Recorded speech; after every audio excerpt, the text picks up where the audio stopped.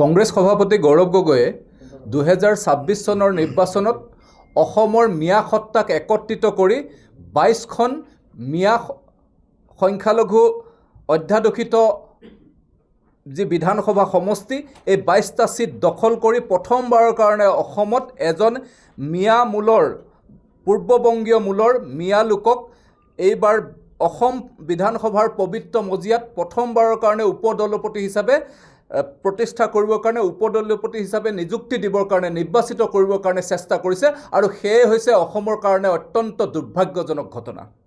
আপোনালোকে যদি চাই তেতিয়াহ'লে দেখা পাব যে যোৱাকালি আমচুৰ এজন নেতা বৰ্তমানৰ নেতা আমচুৰ উপদেষ্টা তেওঁ কৈছে যে গৌৰৱ গগৈৰ প্ৰতি কংগ্ৰেছৰ প্ৰতি তেওঁলোকৰ কোনো আক্ৰোশতা নাই, কেৱল মাত্ৰ বিৰোধী দলপতি দেৱব্ৰত শইকীয়া আৰু সাংসদ প্ৰদ্যুৎ বৰদলৈৰ ওপৰতহে তেওঁলোকৰ অভিযোগ আছে।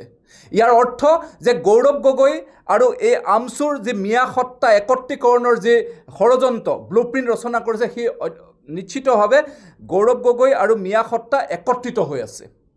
আপোনালোকে যদি চাই তেতিয়া আপোনালোকে যদি বুৰঞ্জী যদি চাই 1980 চনত যেতিয়া আমচু প্ৰতিষ্ঠা হৈছিলে কাৰ নেতৃত্বত প্ৰতিষ্ঠা হৈছিলে? কংগ্ৰেছৰ সেই সময়ৰ সভাপতি হিতেশ্বৰ শইকীয়া ডাঙৰীয়াৰ পৃষ্ঠপোষকতাত আমচু প্ৰতিষ্ঠা হৈছিলে আৰু সেই আমচুৱে সদৌ অসম ছাত্ৰ সন্থাৰ যি আন্দোলন অসম আন্দোলন নেতৃত্ব দিছিলে সেই অসম আন্দোলন প্ৰতিহত কৰি মিয়াসকলক সুৰক্ষা প্ৰদান কৰিবৰ কাৰণে এই আমচুৰ প্ৰতিষ্ঠা হৈছিলে। আমচু কংগ্ৰেছৰ নেতৃত্বত একেটা কথাই যদি চাই তেতিয়াহ'লে দেখা পাব 1983 চনত এই আমচুৱে ঠন ধৰি উঠিছিলে আৰু তেতিয়া মুখ্যমন্ত্ৰী আছিলে প্ৰয়াত হিতেশ্বৰ শইকীয়া ডাঙৰীয়া কংগ্ৰেছৰ নেতৃত্বত। তাৰপিছত যদি আপোনালোকে চাই 1991 চনত পুনৰবাৰ যেতিয়া হিতেশ্বৰ শইকীয়া ডাঙৰীয়া অসমৰ মুখ্যমন্ত্ৰী হ'ল তেতিয়া আমচুৰ যি সংগঠন নামনি অসমৰ পৰা লাহে লাহে উজনি অসমলৈকে তেওঁলোকে পৰ্যবেক্ষিত কৰিবলৈ সক্ষম হ'ল। কাৰ নেতৃত্বত, কাৰ পৃষ্ঠপোষকতাত? হিতেশ্বৰ শইকীয়াৰ পৃষ্ঠপোষকতাত, কংগ্ৰেছৰ পৃষ্ঠপোষকতাত। একেটা কথাই যদি চাই তেতিয়াহ'লে দেখা পাব 2010 চনত যেতিয়া অসমত উচ্চতম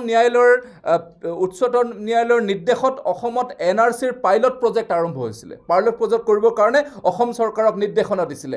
সেই নিৰ্দেশনাৰ ফলশ্ৰুতি হিচাপে আদালতৰ কথা মানি অসম চৰকাৰে দুটা স্থান নিৰ্বাচিত কৰিছিলে। এটা হৈছে বৰপেটা, আনটো হৈছে ছয়গাঁও। বৰপেটা আৰু ছয়গাঁৱত যেতিয়া এই NRCৰ কাম কাজ আৰম্ভ কৰিবলৈ লৈছিলে তেতিয়া আমচুৰ দ্বাৰা সেই সময়ৰ অসমৰ মুখ্যমন্ত্ৰী তৰুণ গগৈ ডাঙৰীয়াই এই NRCৰ প্ৰক্ৰিয়া যাতে সুপ্ৰিম কোৰ্টে যি নিৰ্দেশনা দিছে তাক বন্ধ ৰাখিব পাৰি তাৰ কাৰণে আমচুৰ দ্বাৰা বৰপেটা উপায়ুক্তৰ কাৰ্যালয়ক ধ্বংসলীলাৰ সৃষ্টি কৰিছিলে। আমচুৱে সেই সময়ত উপায়ুক্তৰ কাৰ্যালয় ধ্বংস কৰিছিলে, ভাঙি পেলাইছিলে, জ্বলাই দিছিলে। 4জন তাত এটা সংঘৰ্ষত লিপ্ত হৈছিলে আৰক্ষী আৰু আমচুৰ নেতৃত্বৰ মাজত। আৰু তাৰ পিছতো কিন্তু কোনো আমচুৰ নেতৃত্বক কোনো ধৰণে শাস্তি প্ৰদান নকৰিলে তৰুণ গগৈ চৰকাৰে আৰু পৰৱৰ্তী সময়ত বহু দিনলৈকে এই NRCৰ কাম কাজ অসমত স্থবিৰ হৈ থাকিলে, বন্ধ হৈ থাকিলে।